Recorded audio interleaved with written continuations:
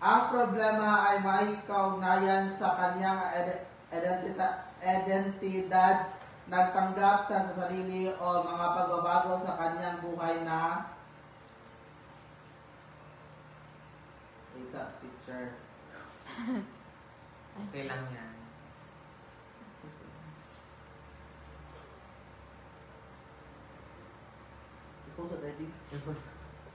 Ang problema ay may kaugnayan sa kanyang identidad, pagtanggap sa sarili o mga pagbabago sa kanyang buhay na sinisimbolo ng pagpapagupit. Sa inyong palagay, ano ang ating tatalakayan ngayong araw? Kobe? Sa pagpapagupit? Pwede rin. Tisha? Sa mga pangungusap? Pwede.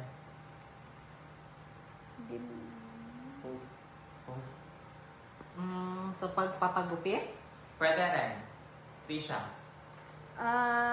Sa mga pangungusap? Pwede.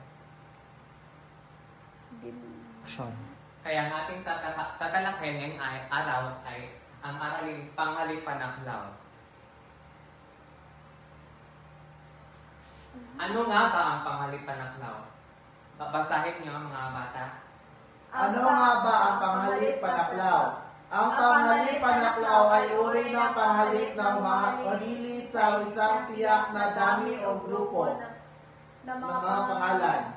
Ang mga halimbawa na panghalip na ito ay isa, iba, lahat, sinuman, anuman, kailanman, ganuman, magkano man, alinman, at iba pa. Pangkatulad nito.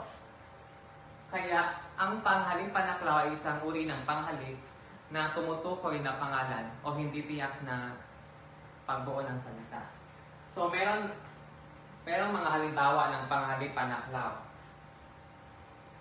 Halimbawa, sa banyo, sa sala, sa kwarto, sa kusina, o sa gareha, man siya nagpunta, lagi nakasunod sa kanya ang alaga niyang aso. Susunod na halimbawa, saan man siya magpunta, lagi nakasunod sa kanya ang alaga niyang aso. So meron tayong gagawin na gawain. Panuto, bilugan ang pangalipanaklaw sa loob ng pangungusap. Naintindihan ka mga bata? Opo. So meron tayong gagawin na gawain.